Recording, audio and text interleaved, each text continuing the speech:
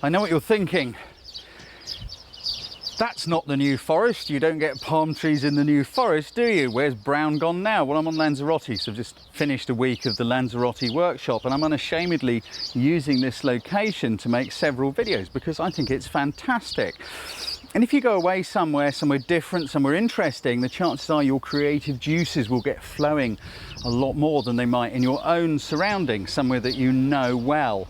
So I just wanted to talk to you a little bit about taking pictures. Obviously, so let's say you're out in the car and you're driving around, you're on holiday, or you've gone to visit someone, you're somewhere that's kind of interesting, and you see something, you think that will make a nice picture.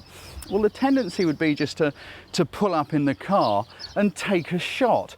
Now, I want to talk to you about thinking about that a little bit. I know it's a 7 building blocks thing. It's about using your brilliant brain, the first one, and block 4, which is focal length, and bringing those two together, because it makes a much more interesting picture sometimes when you give something space. Now, it's that little house over there, that's the interesting bit that's going on here, but I just want to show you it from a different angle, from behind, looking out to the sea, because I've photographed it many times from the other side, looking across the house.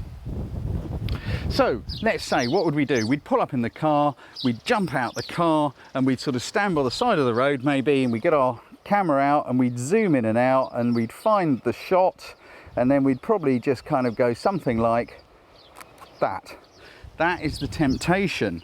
Now, it's not a bad shot, and at this time of day the light isn't too bad for this kind of shot. But we could maximize it. Your zoom lens is your friend, you know.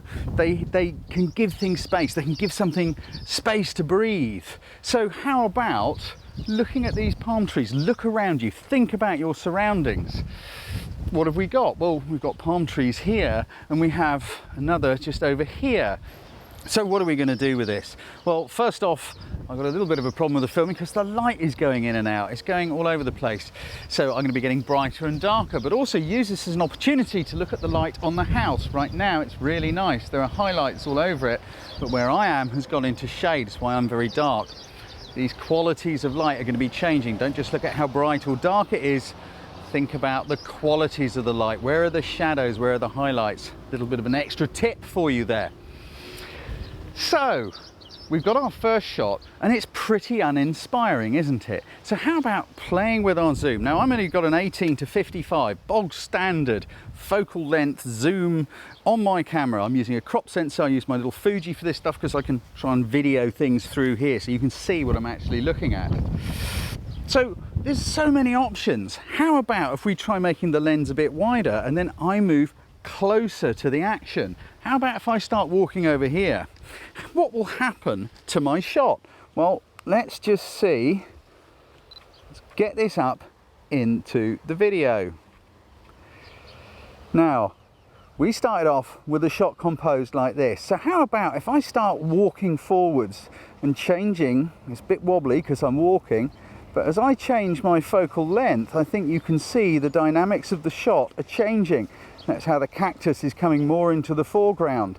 So by walking forwards to about here and then shooting a shot from here, I get a result that looks something like this. Now as I move backwards, leave the zoom the same, I'm opening out the shot. See how the palm tree is coming in on the left. So there's another shot to be had from around here, and it's got a lot more info sort of going on. It's giving a much better sense of space to what's going on. If I continue to walk backwards, I'm still keeping my lens fairly short. Where are we now? At about 30 millimeters instead of 55, which is what the first shot was on. As I climb back up here, see how the shot is still opening. Now look what's just popped up into the top right corner of the frame. We've got some of this palm tree here.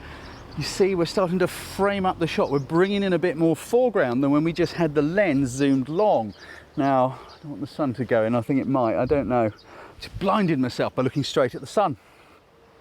So how about if I come back a little further? What will happen then? What happens if I open the zoom out? Your zoom is a good friend to your composition. Well, we've got a nice bit of framing going on, but I think I could still extend my focal length just a bit. It'll make the house come a little bit closer, and I can crop the palm tree on the left So all that was a change of focal length like that, and we've got a big difference. So that, I think, is what I would choose as my shot, rather than that, which isn't terribly exciting. So let's just frame that up. It's going to be just there. Switch off the video. There we go. Get my exposure sorted out. I'm shooting about f/16 because I want lots of depth of field. I'm going to focus on the palm near me and bend my knees a little bit to line things up and squeeze the shot. Now I think when you compare those two images, you can see a marked difference, and that is why focal length is my fourth building block of photography. And we go right in depth about that, about using it, about ways to use it, exercises and things to help you fully understand it and really get to grips with it. But anyway, there's a little tip for you about ways to use it. You see how quick that was, you know? It didn't take ages, it was relatively fast. So when you do see something that excites and inspires you, and trust me, Lanzarote pushes all my buttons, I think it's a fabulous place to come and do photography. That's why I'm making a load of videos while I'm here. But when you see something that inspires you and excites you, don't just jump out, zoom and click, you know? Play with your zoom, play with where you're standing, and then go and have a look at my focal length explained videos, which were made quite a while ago, but they're still totally relevant, because then you'll start to get your head round it a little bit more. Then you're ready to go into the thinking about how to put it together, and that's where the 7 building blocks come in. But as you can see, it's a cracking little shot. I'm going to go for a little wander and see if I can find any others. It's glorious sunshine. Subscribe to our YouTube channel to be notified each time we upload one of our cool photography videos, or for more great photo tips, workshops and training, come and see us at our website, photographycourses.biz.